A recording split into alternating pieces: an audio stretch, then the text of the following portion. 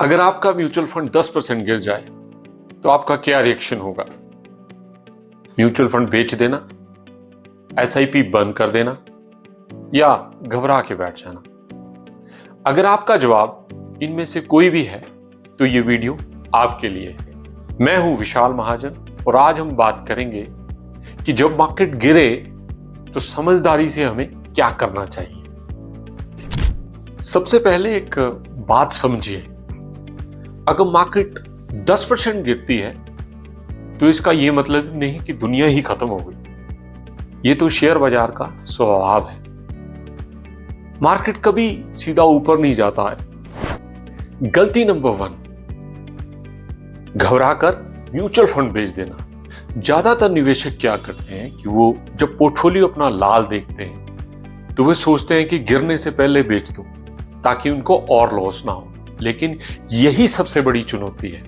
ध्यान रखिए, नुकसान हमेशा नॉशनल होता है जब तक वो बेचा ना जाए।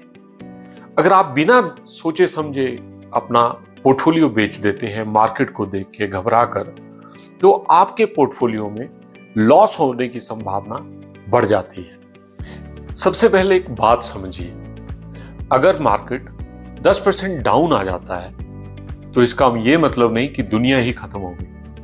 ये तो शेयर मार्केट का स्वभाव है।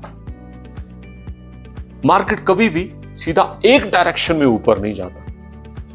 आइए इसको इस एग्जांपल से समझते हैं। मान लीजिए आपने डॉग को घुमाने के लिए आप सुबह जाते हैं, तो आपने देखा होगा कि डॉग कभी इस तरफ मुड़ता है, कभी सड़क के दूसरी तरफ मुड़ता है, कभी बैक भी चला जाता है। लेकिन वो जब मालिक घर के अंदर एंटर करता है तो उसके साथ ही एंटर करता है। शेयर मार्केट भी वैसा ही है। मार्केट भी कभी ऊपर जाएगा, कभी नीचे जाएगा, लेकिन अल्टीमेटली मार्केट को ऊपर ही जाना है। इसलिए 10% की करेक्शन कोई असामान्य बात नहीं है।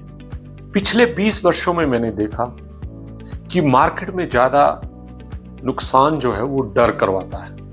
जो निवेशक हर गिरावट पे डरते हैं वो अक्सर गलती कर बैठते हैं, अपना पोर्टफोलियो बेच देते हैं। लेकिन धैर्य रखने वाला निवेशक लंबी अवधि में सबसे ज्यादा रिटर्न पाता है। दूसरी सबसे बड़ी गलती क्या है कि घबराकर एसआईपी बंद कर देना। लोग समझते हैं कि मार्केट गिर रही है तो वो एसआईपी को रोक देते हैं। जरा सोचिए कि जब किसी चीज की सेल लगती है, वो 10% या 20% के डिस्काउंट पे मिलती है तो हम खुश होते हैं कि चलो यार, आज तो अमेजन और फ्लिपकार्ट पे सेल लगी है।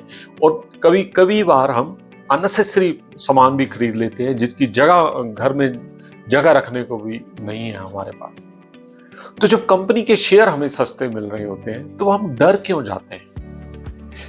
एसआईपी की यही खूबसूरती है कि जब मार्केट गिरता है तो आपको यूनिट्स ज्यादा मिलते हैं, और जब आपकी मार्केट बढ़ती है तो आपकी यूनिट्स की वैल्यू भी बढ़ती है, आपका प्रॉफिट बढ़ता है। गलती नंबर 3, सोशल मीडिया की अफवाहों पे विश्वास करना। जब मार्केट गिरती है तो नए नए एक्सपर्ट पैदा होते हैं। कोई कहेगा कि मार्केट में 30% का क्रैश आ जाएगा, आप सारा पोर्टफोलियो बेच दो।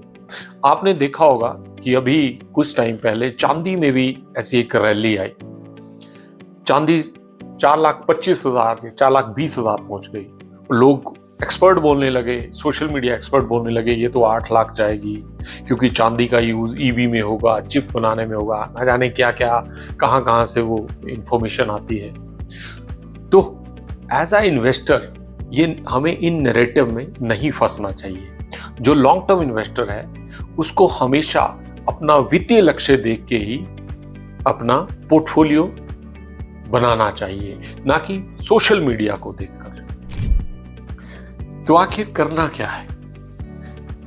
मैं आपको 5 आसान तरीके बताता हूं। पहला, घबराइए मत। डर में लिया गया फैसला अक्सर गलत होता है। दूसरा, अगर आपका लक्ष्य नहीं बदला तो आप अपनी सिप को जारी रखें। लंबी अवधि में हमेशा डिसिप्लिन और कंसिस्टेंसी ही आपके सबसे अच्छे दोस्त हैं। तीसरा, वित्तीय लक्ष्य की समीक्षा कीजिए। अगर आपका पोर्टफोलियो आपके रिस्क प्रोफाइल के आप चेक करिए कि वो अनुरूप है या नहीं। इसकी आप समीक्षा कीजिए।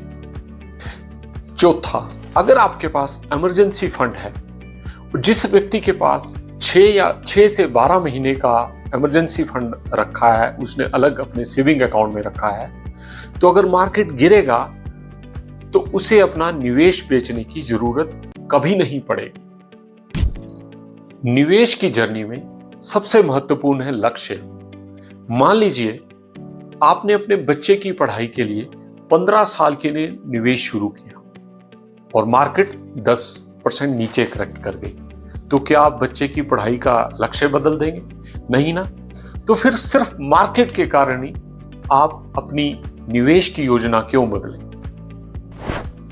हमेशा अपना ध्यान अपने अर्जुन की तरह अपने लक्ष्य पे रखिए। अगर आपका लक्ष्य 10 से 15 साल के बाद का है तो 10% का करेक्शन आपके लिए एक ब्लेसिंग है। अगर आपके पास उस समय कुछ पैसा है तो आपको जरूर टॉप अप करना चाहिए या एडिशन परचेज करनी चाहिए।